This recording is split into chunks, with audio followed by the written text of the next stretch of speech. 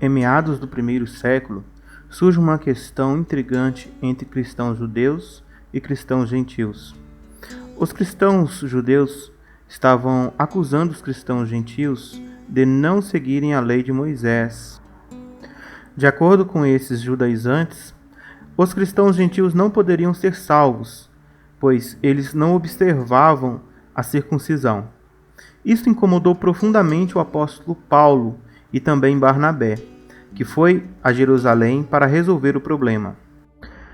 No livro de Atos dos Apóstolos, no capítulo 15, encontramos o relato do Concílio de Jerusalém. Aqui, no versículo 1, diz assim: Alguns homens foram da região da Judéia para a cidade de Antioquia e começaram a ensinar aos irmãos que eles não poderiam ser salvos se não fossem circuncidados, como manda a lei de Moisés. Veja comigo que aqueles irmãos da Judéia, ou seja, judeus, foram a Antioquia. Antioquia era uma cidade em que o apóstolo Paulo e Barnabé eles estavam ministrando, uma cidade gentia.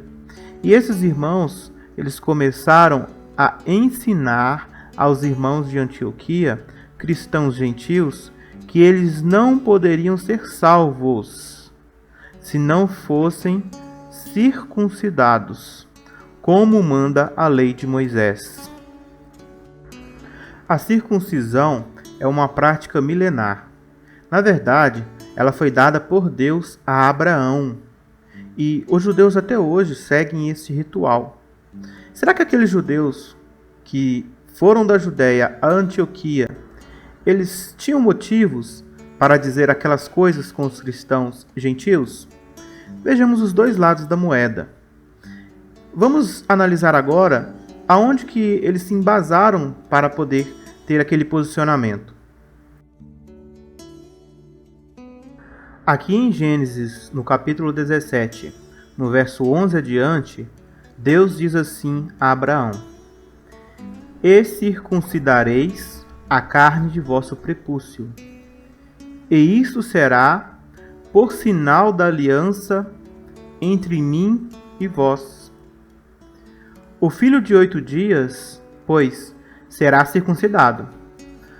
Todo homem nas vossas gerações, o nascido na casa e o comprado por dinheiro, a qualquer estrangeiro que não for da sua descendência. O verso 13. Com efeito, será circuncidado o nascido da tua casa e o comprado por dinheiro, e estará a minha aliança na vossa carne por aliança perpétua. E o homem incircunciso, ou aquele que não se circuncidar, cuja carne de prepúcio não estiver circuncidada, aquela alma será extirpada do seu povo, que quebrou a minha aliança. Em outra tradução, a tradução linguagem de hoje, diz assim: Quem não for circuncidado não poderá morar no meio de vocês. Então, esta é a base que aqueles judeus da Judéia que foram a Antioquia pregar aos cristãos gentios sobre a circuncisão, eles tinham. Era a base da Torá de Bereshit, capítulo 17, do verso 11 ao verso 14. Vamos aos fatos. Aqueles cristãos da Judéia, eles não tinham o esclarecimento espiritual que o apóstolo Paulo teve, nem muito menos os apóstolos se preocuparam em ensinar a estas questões. Então, do ponto de vista lógico da questão, aqueles cristãos da Judéia estavam corretamente embasados quando eles estavam cobrando ali ou exigindo daqueles gentios ou estrangeiros a circuncisão. Vamos ver por quê. O texto de Gênesis, no capítulo 17, diz que a circuncisão era um sinal da aliança entre Abraão e os filhos de Abraão, né? Quando fala vocês, é os filhos de Abraão e Deus, tá? Daí, o que acontece? No texto, diz que todos deveriam ser circuncidados, tanto crianças judias, crianças hebreias, como também escravos ou estrangeiros, certo? Como nós vimos na tradução ACF 2007, ok? Como vocês estão vendo, qualquer estrangeiro. Então todos que eram comprados, né, para pertencer aos filhos de Israel, mesmo sendo estrangeiros, eles tinham que ser circuncidados. E os que não fossem circuncidados não estariam guardando a aliança feita por Deus e Abraão. Daqui nos indica que isso levaria até mesmo ao motivo deles não poderem viver juntos. Quem não fosse circuncidado não podia morar no meio de Israel ou conviver com os israelitas. Por isto que os judeus não mantinham convivência com pessoas incircuncisas, porque eles estavam seguindo a orientação dada por Deus a Abraão Ravino, ou o nosso pai Abraão. Olhando do ponto de vista daqueles que só tinham a Torá como sua instrução máxima, e não havia ainda a discussão entre os apóstolos sobre aquele ponto da circuncisão, não podemos esperar dos judeus uma postura diferente. Então, se você não entendia o motivo pelo qual os judeus insistiam com aqueles cristãos gentios a circuncisão, agora você está entendendo. Porque quando estudamos a Bíblia, temos que ser imparcial e entender o contexto de cada um dos lados. Agora que vocês entendem o contexto dos judeus, o porquê que eles estavam exigindo aquilo, vamos ver o contexto dos gentios. O apóstolo Paulo e Barnabé haviam anunciado aos gentios uma salvação maravilhosa por meio da fé no Messias de Israel, Jesus Cristo, Yeshua HaMashiach. Aquelas pessoas estavam contentes em ter fé no Messias e viver de acordo com as orientações transmitidas pelos apóstolos. Ninguém havia falado para eles que eles deviam circuncidar-se ou cumprir à risca certas orientações da lei mosaica. Assim, quando eles se depararam com aqueles cristãos judeus da Judéia que exigiam deles a circuncisão, muitos cristãos gentios ficaram entristecidos, pois, de fato, se a fé em Jesus Cristo não era suficiente para a sua salvação, eles de fato tinham sido enganados pelos apóstolos, que os ensinavam que ter fé em Jesus era suficiente para serem salvos. Daí surge a questão que incomodou o apóstolo Paulo e Barnabé e trouxe o concílio de Jerusalém. Já era difícil para aquelas pessoas largarem suas vidas de pecado, de idolatria, de imoralidade sexual e de todos os tipos de pecados praticados pelos gentios. Agora, não somente isso, eles tinham que se circuncidar e observar várias orientações que vinham do judaísmo. Isso de fato fez com que muitos daquela época desanimassem com o cristianismo, fazendo muitos tropeçarem.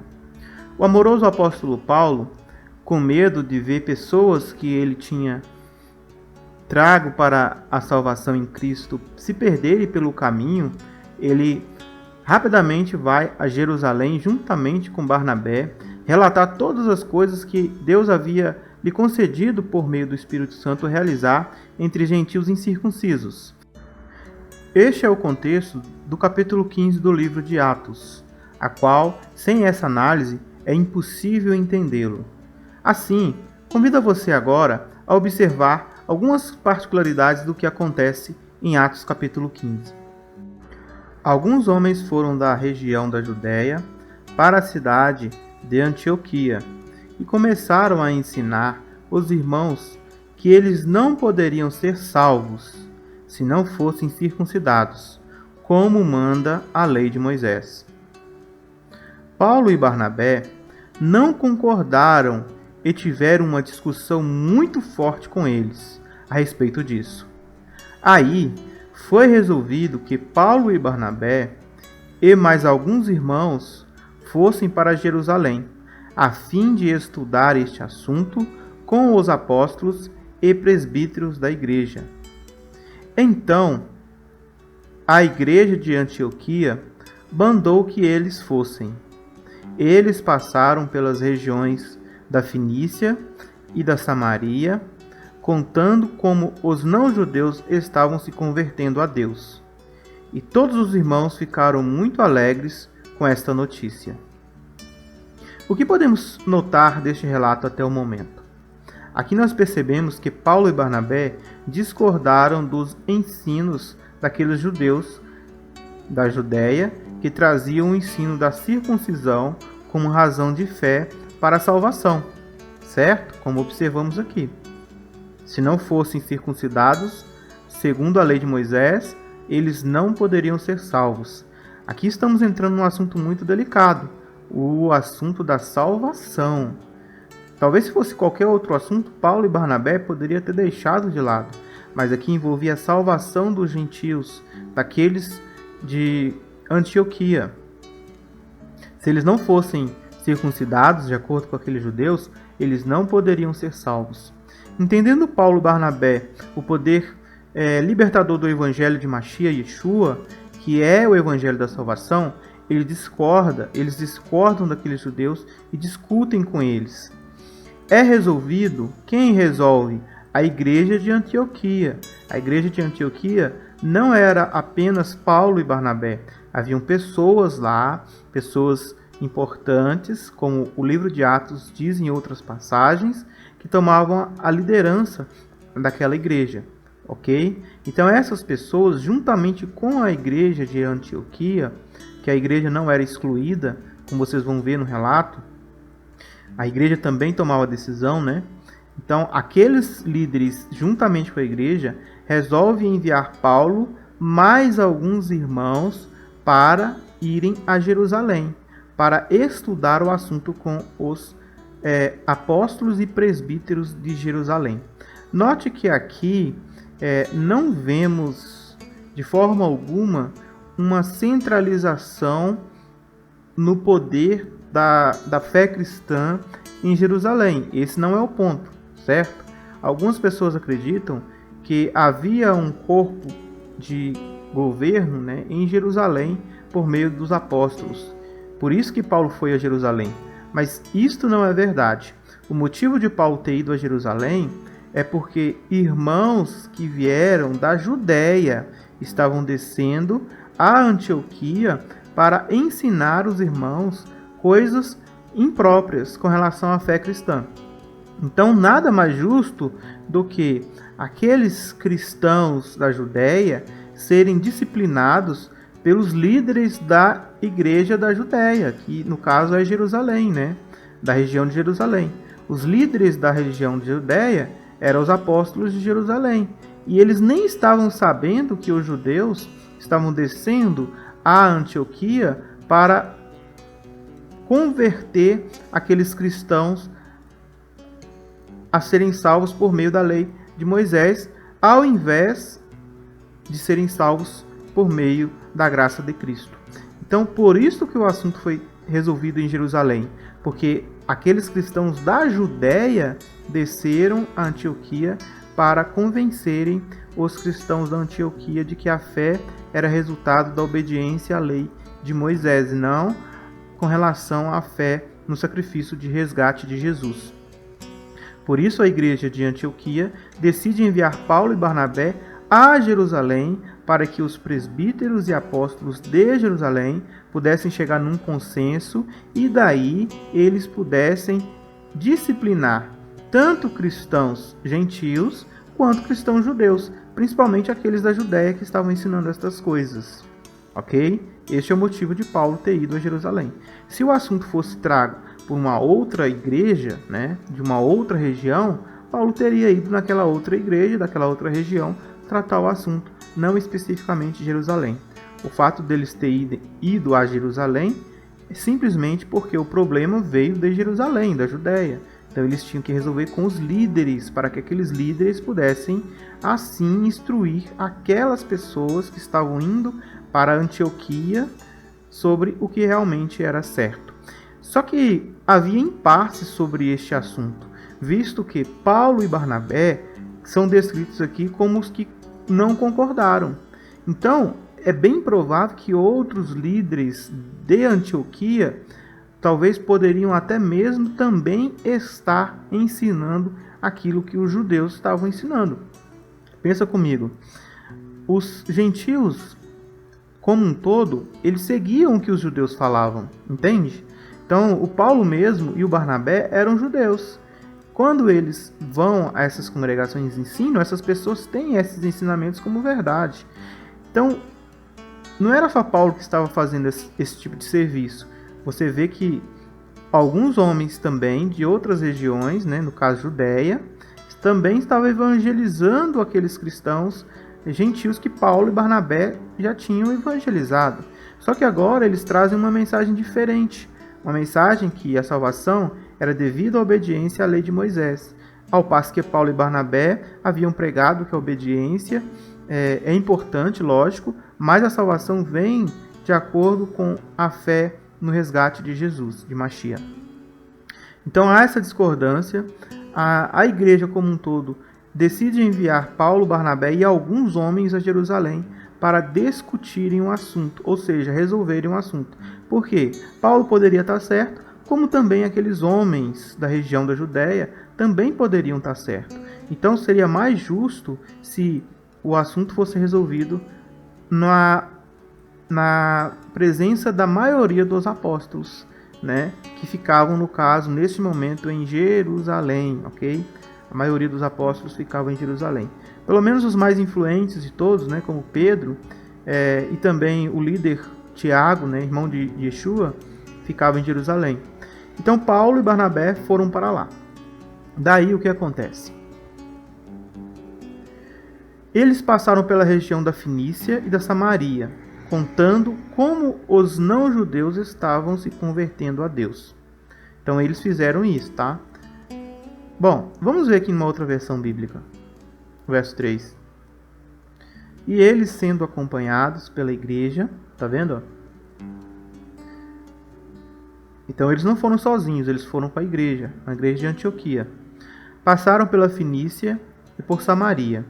Duas regiões também, né, que os judeus não tinham tratos. Samaria, né, os judeus não tinham tratos. Fenícia também, os judeus não tinham trato. Só que aqui eram considerados o quê? Gentios. Mas havia judeus morando lá. E haviam judeus convertidos à fé cristã. E aí Paulo, mais a igreja de Antioquia, junto com Barnabé, passa nessas regiões. E eles contam àqueles que estavam lá todas as coisas que a conversão dos gentios foram realizadas. Dá grande alegria a todos os irmãos. E dava grande alegria a todos os irmãos. Todos ficavam felizes pelas coisas que o Espírito Santo estava realizando por intermédio do apóstolo Paulo e Barnabé entre os gentios, né? E quando chegaram a Jerusalém, foram recebidos pela igreja e pelos apóstolos e anciãos. Veja que Jerusalém tinha igreja, apóstolos e anciãos, ok? Eles foram recebidos pelos três, tá? Foram recebidos pela igreja, foi recebido pelos apóstolos, quer dizer, tinha mais de um apóstolo lá, com certeza, tá? E foi recebido também pelos anciãos. E lhes anunciaram quão grandes coisas Deus tinha feito com eles. Então Paulo passou ali, mas Barnabé e a igreja que estava com ele, alguns homens da igreja de Antioquia, passaram a descrever ali, né, para aquelas pessoas, né, não só os apóstolos, os líderes, né, as pessoas acham que o concílio foi constituído por apóstolos e anciãos, mas não, a igreja também estava junta. Os fiéis em Cristo, inclusive, né, possivelmente aqueles que tinham descido lá da Judéia para converter os cristãos gentios em Moisés, na lei, também possivelmente eles estavam juntos ali naquela ocasião, ok? Aí vamos continuar aqui nossa análise. Alguns, porém, da seita dos fariseus, olha que coisa interessante aqui nesse texto. Havia cristãos que ainda eram das seitas dos fariseus, que tinham crido, se levantaram, dizendo que era mister circuncidá-los e mandar-lhes que guardassem a lei de Moisés. Não precisou nem o apóstolo Paulo nem Barnabé chegar no assunto da circuncisão. Não precisou. Não foi necessário que Barnabé e Paulo falassem, olha, nós viemos por causa da circuncisão.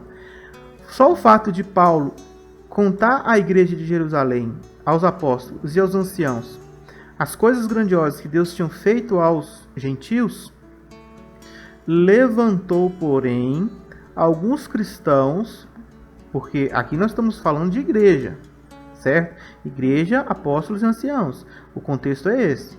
Eles foram recebidos por estes. Então, esses da seita dos fariseus pertenciam à igreja. Então, havia cristãos que eram da seita dos fariseus. Olha que coisa interessante. Cristãos fariseus. Existiam cristãos fariseus.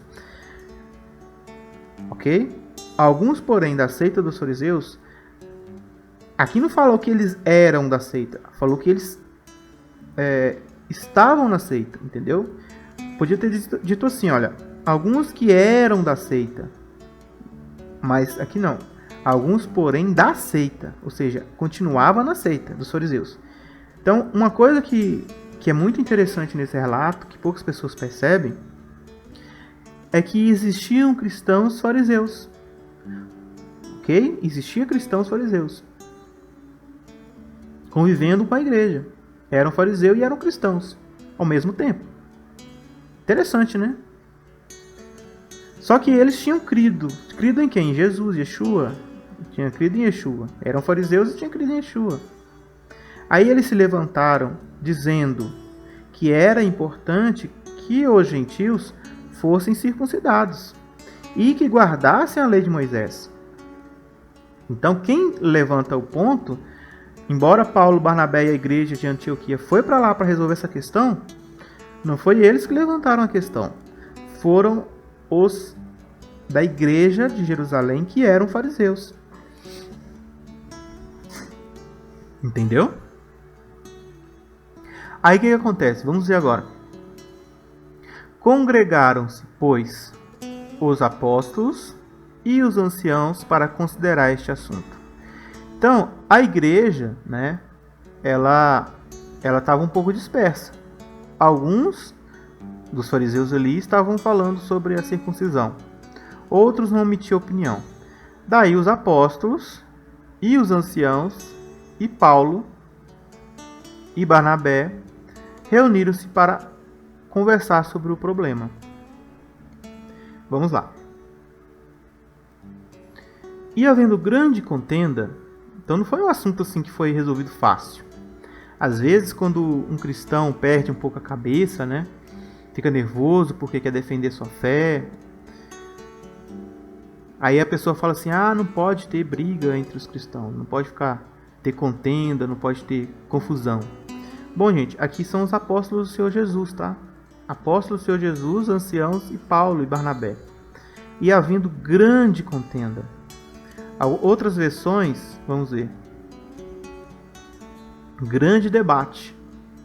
Alguns falam assim, os cristãos não podem debater. Os cristãos não devem debater. Havendo grande debate. Tá vendo? A palavra aqui, olha. Debate, discussão, disputa. Houve disputa. Ok? Teve muita disputa sobre o assunto. Por quê? Porque havia entre os anciãos alguns da seita dos fariseus. Porque se... Vamos analisar aqui, ó. Vamos prestar atenção no que estou tentando dizer. Se entre os apóstolos e os presbíteros de Jerusalém não houvesse pessoas que tinham a opinião de guardar a lei de Moisés e ser circuncido, não teria essa grande discussão, ok? Como vocês estão vendo aqui. Não teria essa muita discussão, essa grande discussão, esse grande debate. Porque simplesmente os apóstolos iriam aceitar o que Paulo falou e estava tudo bem. Então a gente já descobre aqui que esses cristãos que eram fariseus, eles também participavam entre os anciãos do povo, da igreja. Entendeu? Alguns do partido dos fariseus que também haviam crido se levantaram e disseram: os não-judeus têm de ser circuncidados e têm de obedecer à lei de Moisés. Então os apóstolos e os presbíteros se reuniram para estudar o assunto. Então, entre os presbíteros aqui, havia fariseus. Ok? Por quê? Porque agora o contexto do versículo 7 diz: depois de muita discussão, quem trouxe o assunto da discussão? Os que pertenciam aos fariseus. Certo? Então, concluímos por assim que entre os anciãos ou presbíteros haviam ali os da classe de fariseus. Pedro se levantou e disse: meus irmãos, vocês sabem que há muito tempo Deus me escolheu entre vocês para anunciar o evangelho aos não-judeus, a fim de que eles pudessem ouvir e crer. Então isso era um fato, né? Os capítulos de Atos, capítulo 10, capítulo 11, tudo fala sobre isso, né? Que Pedro ele foi levantado como apóstolo para iniciar a pregação aos gentios. Inclusive, ele pregou a Cornélio, o gentio. Ele converteu toda aquela família dele, pessoas gentias, pagãos, né? Praticavam paganismo. No mesmo dia que eles creram em Jesus, eles foram batizados e receberam o Espírito Santo. Inclusive, eles receberam o Espírito Santo até mesmo antes de serem batizados, fazendo Paulo os batizar. Então, Paulo ele relembra que eles estavam ali, de que Deus havia levantado ele para dar testemunho a não-judeus, para que eles também pudessem ser salvos ou acreditar. E Deus, que conhece o coração de todo homem, ou de todos os homens, né? Ou conhece o coração de todos, mostrou que aceita os não-judeus. Então, como que Deus mostra que aceita os não-judeus? Porque ele derramou o Espírito Santo sobre esses, pois deu o Espírito Santo também a eles. Esta era a prova de que Deus também aceitava gentios. Quando os cristãos do primeiro século, gentios, recebiam o Espírito Santo, era uma prova para os judeus que eles também estavam sendo escolhidos por Deus, pois Deus ele usava o Espírito Santo na nação de Israel. Em muitas e muitas ocasiões, você tem o relato de Deus ter usado o Espírito Santo. Sansão, o profeta Elias, Moisés, vários exemplos do Espírito de Deus sendo usado a favor do povo, provando para o povo que Deus estava com eles. Agora, depois, quando Pedro inicia o Evangelho por meio de gentios, ali você vê também a demonstração do Espírito no meio dos gentios, provando assim que Deus também estava provando aquele povo, assim como tinha dado a nós. Nós quem? Judeus. Quando ele fala isso, ele fala de todos os exemplos do Espírito Santo na nação de Israel, como também no Pentecoste, quando os 120 recebem o Espírito Santo, como prova que Deus havia os abençoado e os chamado para uma nova aliança, uma aliança do Espírito no coração. Deus não fez nenhuma diferença entre nós e eles. Ele perdoou os pecados deles, porque eles creram. Olha aqui, Pedro fala que Deus perdoou os pecados do povo porque eles creram, não porque eles praticaram a Torá. Entende? Então, Deus aceitou os gentios porque eles creram no sacrifício de Jesus.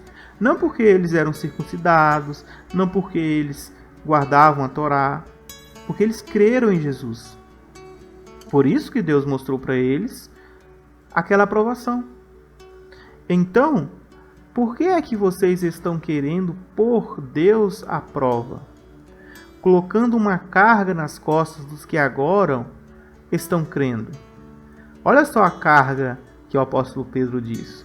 A carga era a circuncisão na carne, que o assunto era este, como também observar de perto as orientações da Torá, as legislações compostas da Torá. E aí Pedro diz, e essa carga nem nós, nem nossos antepassados podemos carregar.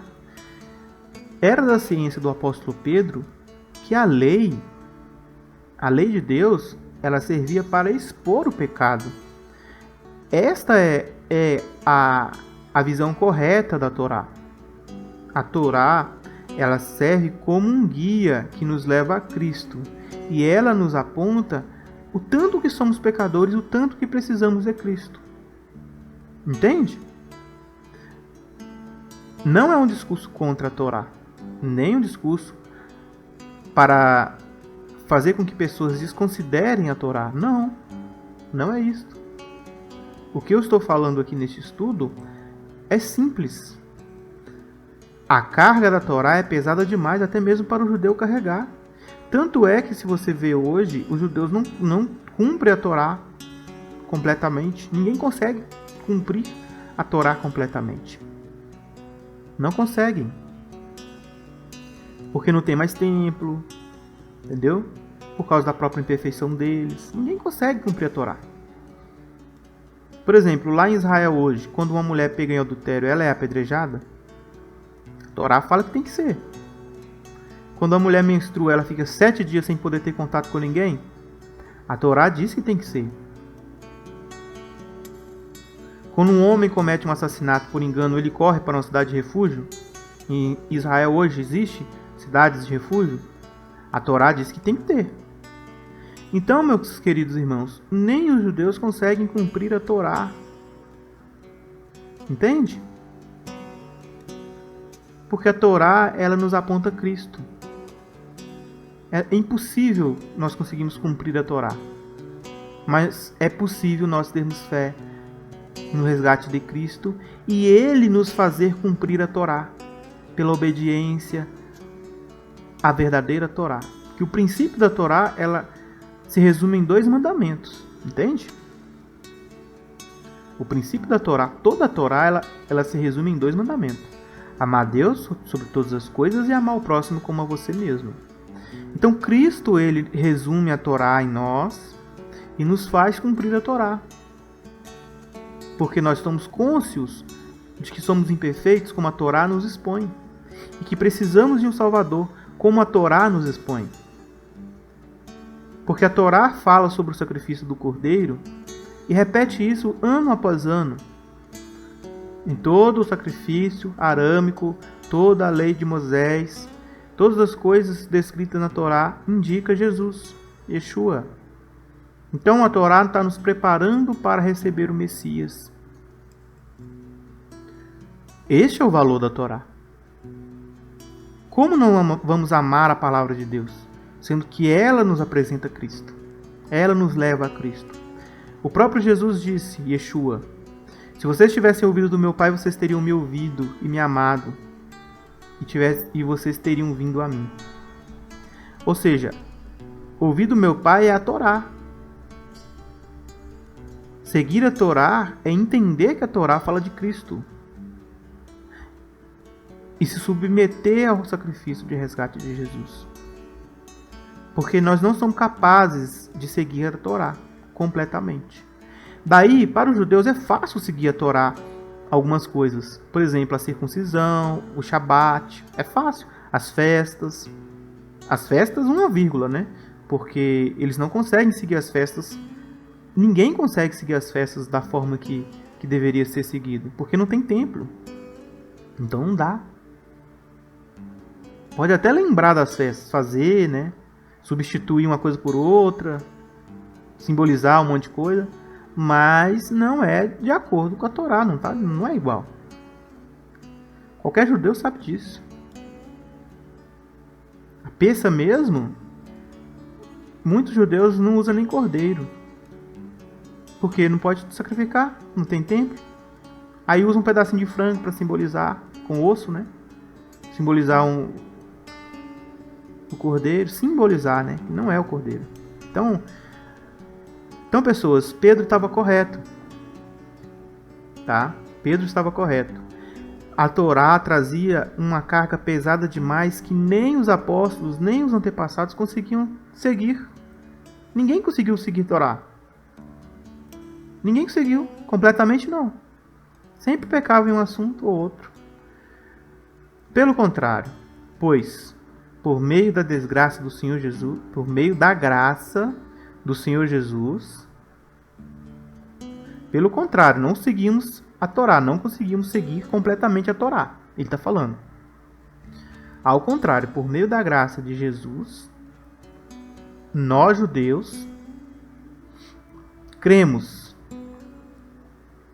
e somos salvos do mesmo modo que os não-judeus. Então, a razão da fé de judeus e não-judeus em Cristo, preste atenção, a razão da fé de judeus e não-judeus em Cristo é a fé em Cristo. Isso é ensinamento apostólico. Foi Pedro que disse essas palavras. Não há uma desvalorização da Torá nessas palavras. Pedro ele não está desincentivando ninguém a não seguir a Torá. Ele só está dizendo que a salvação ela não é provinda da Torá. Ela é provinda de Jesus, da fé em Jesus. Só que para isso você precisa da Torá. Não tem como você ter fé em Jesus se você não tem Torá. Porque a Torá aponta para Cristo. Você não vai entender Cristo se você não entender Torá. Você não vai entender o sacrifício de Cristo se você não entender o sacrifício da Torá. Você não vai entender a importância do sacrifício de Cristo se a Torá não te mostrar onde você está errado.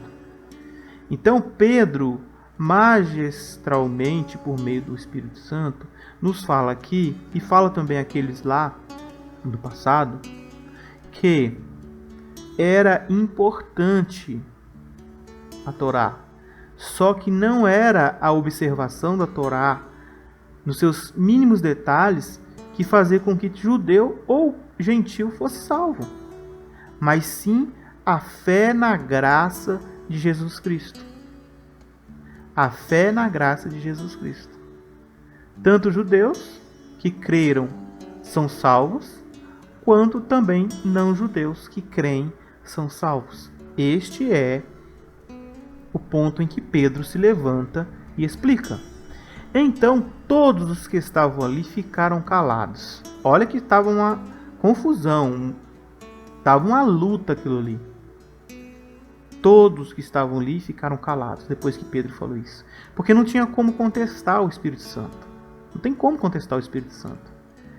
Porque, primeiro, vamos lá. Se o que Pedro não estava falando não fosse verdade, então o Espírito Santo agindo nos gentios não era verdade.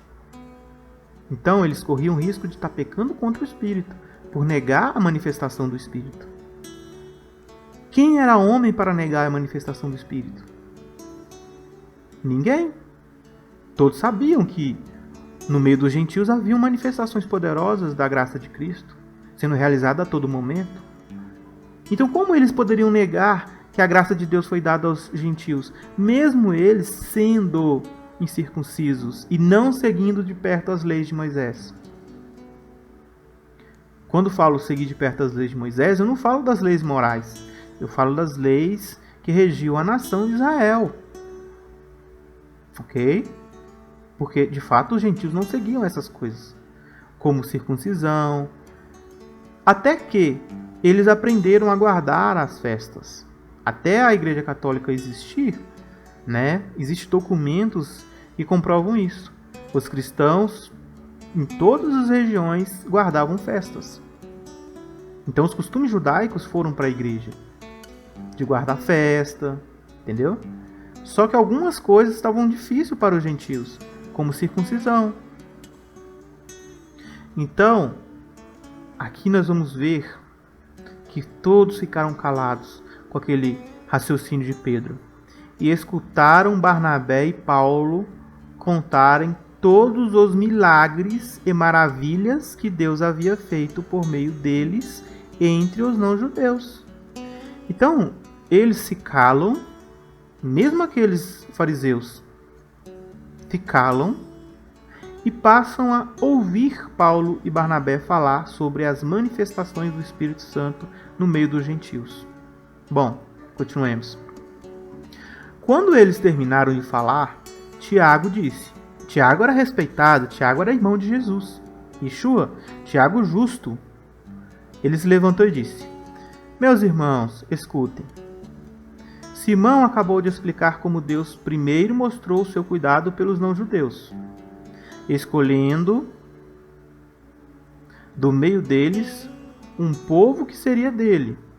Quer dizer, Simão acabou de explicar como Deus havia mostrado amor aos não-judeus, os gentios, por colocar neles o Espírito, escolhendo do meio dos gentios, das nações, um povo que seria dele. Entende? As palavras dos profetas estão bem de acordo com isto. Daí, olha só, Tiago, ele ao ouvir o que Pedro falou e ao ouvir o que Paulo e Barnabé contou, ao momento que ele ouvia aquelas coisas, o Espírito também vai a Tiago, e ele, por ser um estudioso da Bíblia, Tiago era um estudioso profundo das Escrituras. Conhecia a Escritura como ninguém. Só de você pegar a carta de Tiago e ler, você vai ver isso, você vai perceber isso. O conhecimento que esse homem tinha das Escrituras Sagradas. Então, ele diz: as palavras dos profetas estão bem de acordo com isso. Ou seja, ele fez uma conexão espiritual com palavras espirituais. Ele pegou o que estava sendo colocado ali pelos apóstolos, Barnabé, Paulo e Pedro. Ele conectou com os ensinamentos que ele já tinha recebido das Escrituras Sagradas, dos profetas. E disse, olha só o que ele cita: depois disso, eu voltarei, diz o Senhor, e construirei de novo o reino de Davi, que é como uma casa que caiu. Juntarei de novo os pedaços dela e tornarei a levantá-la. Veja que coisa fantástica. Aqui, Tiago, ele lembra das Escrituras. Ele lembra das Escrituras. E aí, onde que ele está falando? Ele está falando o quê? Ele está falando de Jeremias. E será que depois de os haver arrancado, tornarei e me compadecerei deles e os farei voltar, cada um a sua herança e cada um a sua terra? Amós. Amós capítulo 9, 11 e 12.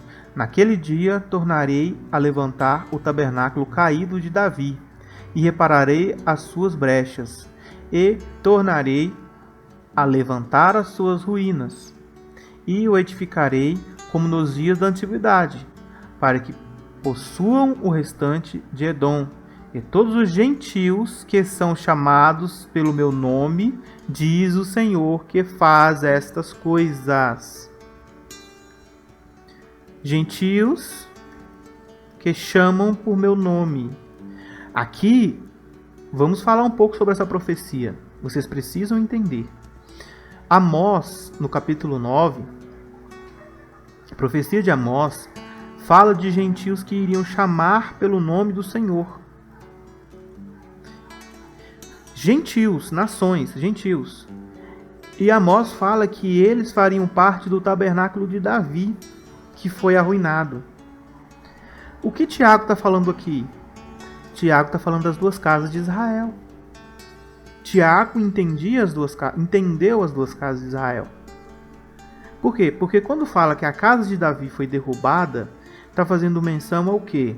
A divisão das duas casas. Rei do norte e rei do sul. Rei do norte, 10 tribos, cujo cabeça é Efraim, cujo patriarca Jacó, havia abençoado, falando que ele seria multidão de nações. Daí você tem a tribo do sul, que era judeus, benjaminitas e família de sacerdotes, de Levi. Daí quando a casa cai, quando os assírios dominam o reino do norte e levam cativo as 10 tribos, espalhando as 10 tribos pelo mundo afora, a casa de Davi ficou caída. Ok? Quando Tiago faz menção a Amós capítulo 9, ele está dizendo isso. E repararei as suas brechas e tornarei a levantar as suas ruínas. E o reedificarei como nos dias da antiguidade. Como antes das tribos serem perdidas pelo mundo, para que possuam o restante de Edom, o restante da terra que pertencia a eles, né? Mas que Edom governava. E todos os gentios que são chamados meu nome, diz o Senhor, que faz essas coisas. Ok? Então Deus ele iria reunir os gentios que foram espalhados, eram judeus, né? Foram espalhados no meio dos gentios. Houve uma mixigenação imensa, tá? Dos judeus, das 10 tribos espalhados pelo mundo, e esses filhos estão perdidos. Daí, Tiago, né? Ele fala que Deus faria essa profecia se cumprir. Olha as palavras que ele diz: construirei de novo o reino de Davi, que é como uma casa que caiu. Está citando Amós. Juntarei de novo os pedaços e tornarei a levantá-la. E olha que antes de ele citar ainda, ele faz menção a estas coisas. Olha aqui. Se você pegar numa outra versão, que é mais escancarado essa ideia, tradução do Novo Mundo, por exemplo, aqui diz assim, ó.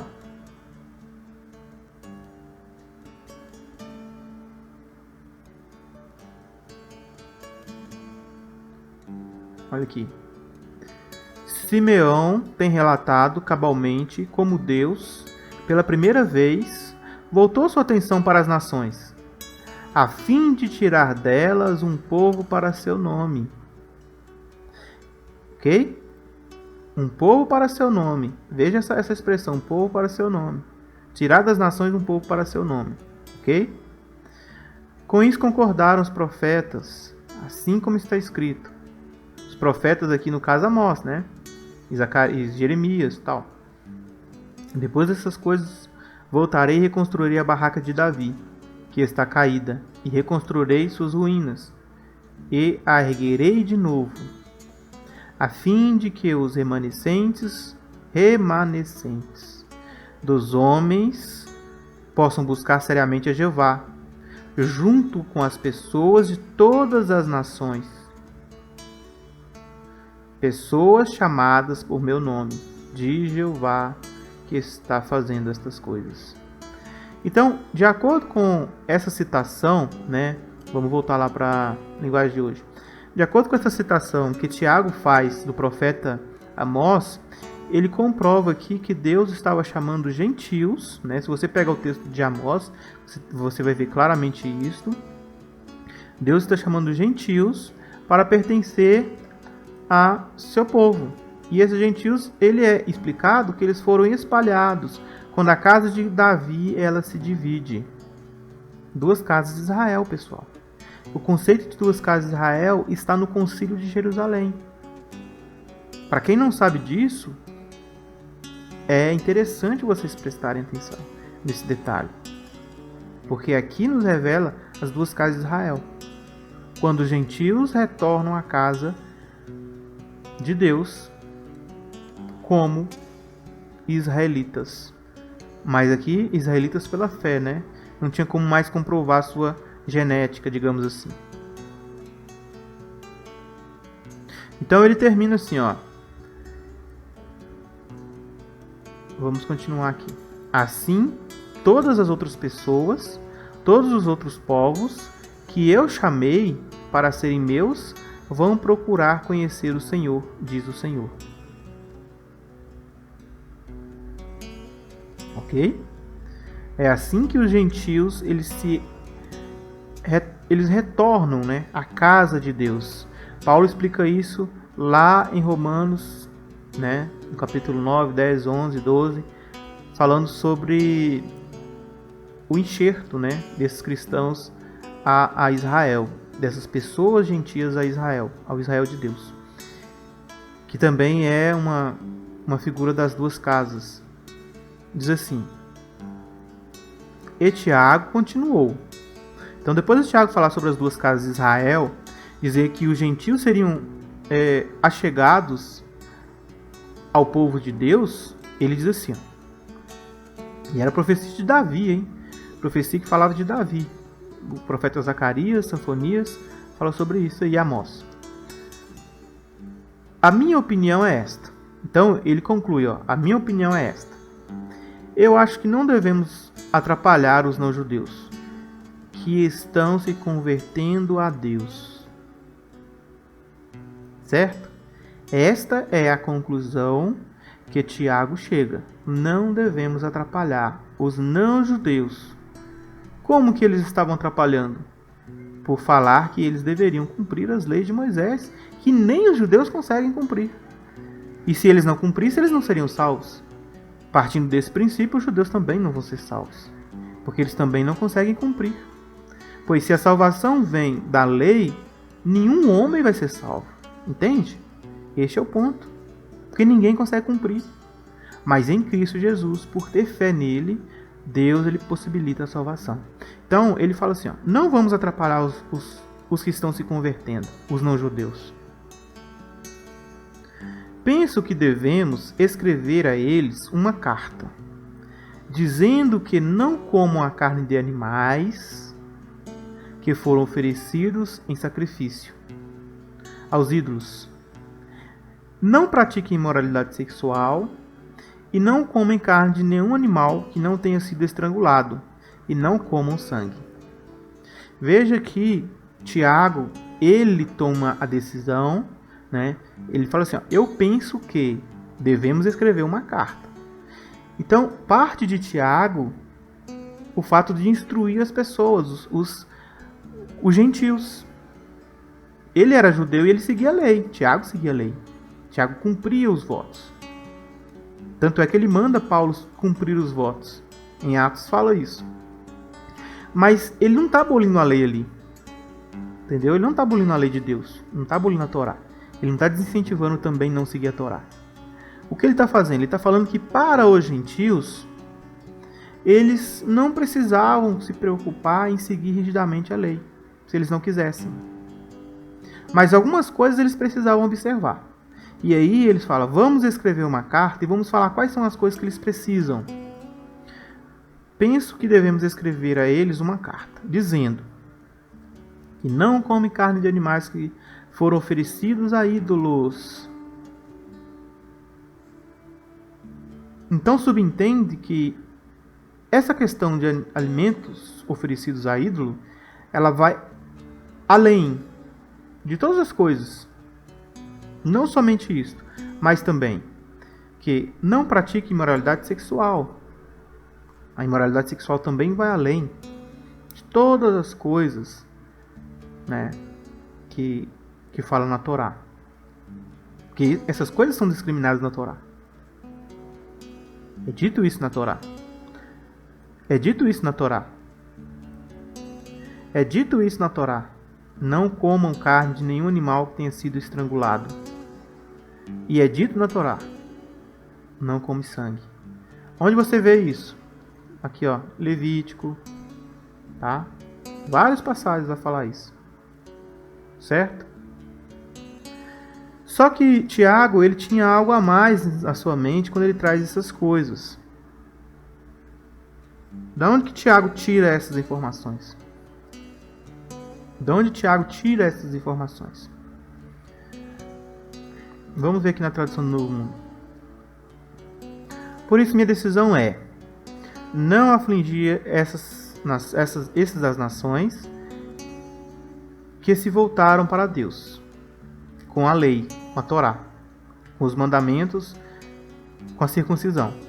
Não vamos obrigá-los a seguir como nós seguimos, como os judeus seguem. É isso que ele está falando. Mas escrevo-lhes que abstenham-se das coisas poluídas por ídolos, da fornicação, do estrangulado e do sangue. Então esse concílio ele traz para nós um princípio, né? Vamos lá. A palavra abster-se aqui é guardar-se, refrear-se, abster-se ou não fazer uso, ok? Abster-se de quê? Não fazer o quê? Contaminações de ídolos, se contaminar com ídolos, relações ilícitas, ok? Comer animais sufocados e sangue. Esta aqui era a orientação. Aí diz assim, ó, pois desde os tempos antigos, a lei de Moisés tem sido lida todos os sábados nas sinagogas, e as suas palavras são anunciadas em todas as cidades. Todos os judeus que moram em todos os lugares do império participavam todos os sábados da sinagoga, onde a lei de Moisés era lida. Então as pessoas tinham noção, as pessoas que iam na sinagoga, ouviam os judeus lendo, tinham noção das leis de Deus. Então, de que o Tiago está falando aqui? Que as pessoas já são testemunhadas do que Deus quer, entende? A Torá está sendo lida em todas as sinagogas, em todos os lugares. Então as pessoas têm ciência do que Deus quer. Só que elas não eram obrigadas, mas, como requisito de fé para a salvação, observar essas coisas. É isso que ele está falando. Para a salvação, não. Certo? Pois desde os tempos antigos a lei de Moisés tem sido lida todos os sábados nas sinagogas. E suas palavras são anunciadas em todas as cidades. Então os apóstolos e os presbíteros... Agora preste atenção aqui, gente. Aonde que vamos desmistificar a ideia de que havia um corpo central de líderes em Jerusalém que ditava toda a ordem. Deles que partiram todas as instruções. Exatamente nesse verso aqui, ó. Então, todos os apóstolos, quem? Pedro, Paulo, Barnabé, os apóstolos que estivessem lá. Não sabemos, não fala. Fala só apóstolos. Não fala, além de Pedro e Tiago, não fala quem são os outros que estavam lá. Os presbíteros, quem são os presbíteros? Os anciãos, certo? Então essa decisão parte dos apóstolos e os presbíteros. A decisão parte dos apóstolos e dos presbíteros. Depois de Pedro e Tiago falar, e Paulo e Barnabé falar, foi tomada uma decisão. Essa decisão não foi tomada em 4 portas fechadas, com 8 homens, para que toda a comunidade cristã seguisse. Não é isso que acontece. A decisão foi tomada pelos apóstolos, pelos presbíteros, com o apoio de toda a igreja. Certo? Vamos aqui nessa versão aqui, ó, Ara. Com toda a igreja. Então, quem tomou a decisão? Os apóstolos, os presbíteros, com toda a igreja. Então, não tinha, gente, a autoridade ali não era exercida como as religiões hoje fazem, que tem um grupo de seres humanos ali, especiais, importantes, tomam as decisões e aí todo mundo tem que seguir. Não é isso que aconteceu. A decisão ela foi tomada pelos apóstolos, pelos presbíteros, com a igreja. A igreja de Jerusalém, os que estavam presentes naquela reunião, então não foi uma reunião secreta.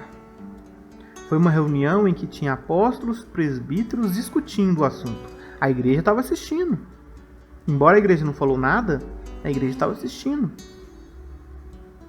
Quem discutiu o assunto foi os líderes, lógico. Os líderes estavam discutindo. Paulo, Barnabé, Pedro, Tiago. Os outros, né, que não se menciona, Eles estavam discutindo. Sim, mas a igreja estava presente, todo mundo estava ouvindo. Mulher, criança, idosos, todo mundo estava reunido ali. Então apareceu bem aos apóstolos e aos presbíteros e à igreja, toda a igreja. Apareceu bem a todos que estavam ali ouvindo aquilo. Como que a igreja ela seria incluída nesse parecer se ela não soubesse o que estava acontecendo? Se fosse uma reunião a portas fechadas com os apóstolos e os presbíteros. Hoje, algumas religiões acreditam num corpo central de governo que são ali 8 homens, 7 homens, e esses homens estão tomando todas as decisões. Olha aqui contradiz até mesmo o texto, porque o texto fala que tinha apóstolos e tinha presbíteros, anciãos. Aonde nessas religiões hoje os anciãos vão fazer parte de alguma decisão? Não fazem, só obedecem. O que um grupo de pessoas autodominadas governantes decidem. Então, de acordo com o exemplo apostólico da primeira igreja, aqui tinha os apóstolos, tinha os presbíteros e tinha a igreja. Embora a igreja não falou nada, ela estava ali assistindo. E pareceu bem a eles tudo aquilo que Pedro e Tiago tinham falado. Tudo aquilo que Barnabé e Paulo tinham falado. Então pareceu bem aos apóstolos, aos presbíteros, com toda a igreja, tendo elegido homens dentre eles, enviando-os juntamente com Barnabé. Então, olha só, a igreja participa da decisão. E aí eles elegem homens dentre eles. A igreja toda. Quem era a igreja toda ali? Todos que estavam presentes. A igreja elege homens de Jerusalém para irem juntamente com Paulo e Barnabé a Antioquia. Esses homens foram Judas, chamado Barsabás, e Silas, homens notáveis entre os irmãos. A igreja separa homens notáveis dentre os irmãos, pessoas que todo mundo confiavam, e escrevendo por mão deles. Então, quem escreve essas coisas? Judas e Silas. Escreve o quê? Escreve o parecer apostólico, presbitério, dos anciãos e da igreja. O parecer era de todo mundo, não era só do corpo governante lá da igreja. Não era. O parecer era de todos. E aí o que acontece? O que eles escrevem? Eles escrevem isso aqui, ó. Os irmãos, tanto os apóstolos como os presbíteros, os irmãos de entre os gentios, os irmãos, tanto os apóstolos como os presbíteros, aos irmãos de entre os gentios em Antioquia, Síria, Cilícia, saudações. Olha que carta bonita, tá? Então, esses irmãos que estavam escrevendo representavam a igreja, tá? Que estavam ouvindo. Aí eles escrevem assim, ó, os irmãos, tanto os apóstolos, inclui os apóstolos de Jerusalém e os presbíteros de Jerusalém. Ok?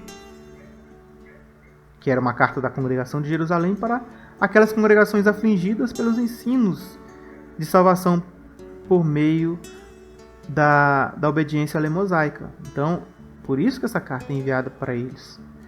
Aos irmãos entre os gentios, em Antioquia, Síria e Cilícia. Saudações. Visto que sabemos que alguns que saíram de entre nós, olha aqui, se aqueles que saíram de entre eles, da Judéia, para ensinar a eles a salvação por meio da observação da lei de Moisés, eram de entre eles, significa que a responsabilidade era deles, de resolver o problema, entendeu? Visto que sabemos que alguns que saíram de entre nós, sem nenhuma autorização, quer dizer, aqueles que levavam aquela mensagem, eles não tinham sido orientados pelos apóstolos de Cristo. sobre aquilo. E nem muito menos autorizados pela congregação, pela igreja de Jerusalém. Entendeu? Sem nenhuma autorização. Vos tem perturbado com palavras, transtornando a vossa alma. Por que transtornando a alma? Porque, de fato, muitos ficaram perturbadíssimos com aquilo ali. Por quê? Porque eles pensavam, a gente vai ter que circuncidar, e agora o que eu vou fazer? Tem que circuncidar, eu não vou ser salvo. Muitos ficaram perturbados com aquele ensino. Perturbou a congregação, entendeu? A igreja de Cristo, dos gentios. Então, aqui é reconhecido isto. A perturbação que foi causada pelos que saíram entre eles sem nenhuma autorização da igreja de Jerusalém. Porque aquelas pessoas estavam ali debaixo da autoridade da igreja de Jerusalém, que incluía os apóstolos e presbíteros como líderes. E eles perturbaram aquelas pessoas falando aqueles ensinos. Daí, continua a carta. Pareceu-nos bem, olha que está no plural, né? Não está falando só pareceu aos apóstolos. Pareceu-nos bem, quem? Todo mundo, toda a igreja de Jerusalém, tá? Todos os judeus fiéis em Cristo. Chegados a pleno acordo, eleger alguns homens e enviá-los a vós, outros, como nossos amados Barnabé e Paulo. Então, Barnabé e Paulo, voltou a Antioquia junto com 2 discípulos, né, cristãos de Jerusalém, que representava toda a igreja de Jerusalém. Homens que têm exposto a vida pelo nome de Jesus, do nosso Senhor Jesus Cristo. Barnabé e Paulo têm exposto a vida deles, né, estavam correndo perigo de vida por causa de Jesus. Enviamos, portanto, Judas e Silas, os quais pessoalmente vos dirão também estas coisas. Quer dizer, o princípio das 2 testemunhas. Aqui nada mais é do que isso. O princípio das 2 testemunhas. Além de Paulo e Silas, eu estou mandando 2 testemunhas de entre nós aqui, dos judeus, de Jerusalém, da igreja de Jerusalém, para testemunhar a vocês que o que eles vão falar é verdade. O que Paulo e Barnabé vai falar vai ser comprovado por 2 judeus nossos aqui. É isso que está falando aqui na carta. Pois pareceu bem ao Espírito Santo e a nós. Nós quem? Não só apóstolos, não só o tal dito corpo governante da época. Não é isso. Não era só os apóstolos que estavam ali que tomou decisão. Apóstolos, anciãos e igreja. Pareceu bem a nós.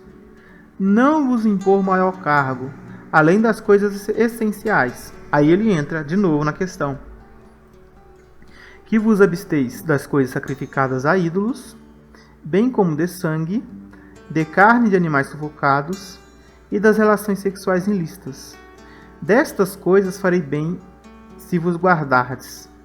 Saúde. Então a carta termina assim, saúde.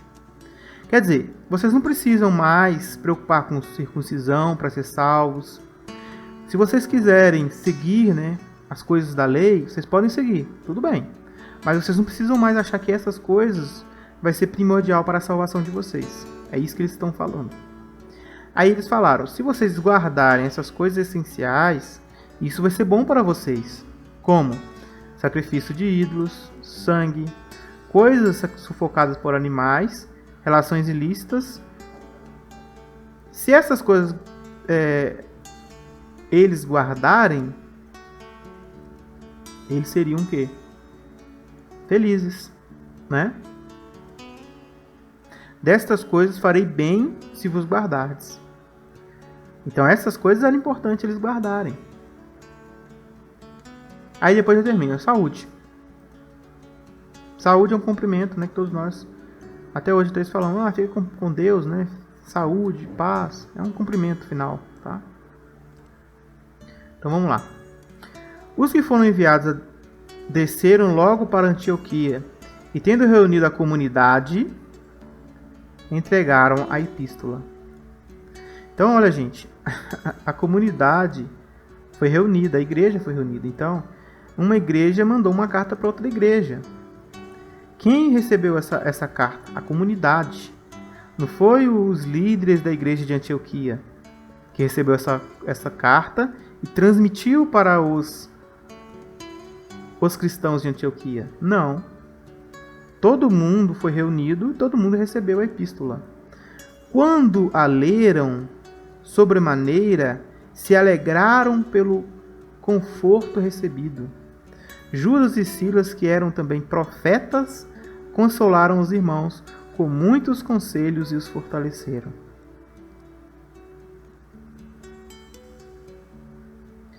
Tendo-se demorado ali por algum tempo, os irmãos os deixaram voltar em paz aos que os enviaram a Jerusalém. Silas continuou ali, permaneceu com Paulo, ensinando e pregando a muitos a palavra do Senhor. Ok? Então, este é o concílio de Jerusalém, gente. Aprendemos muitas coisas importantes nesse concílio. Muitas coisas importantes.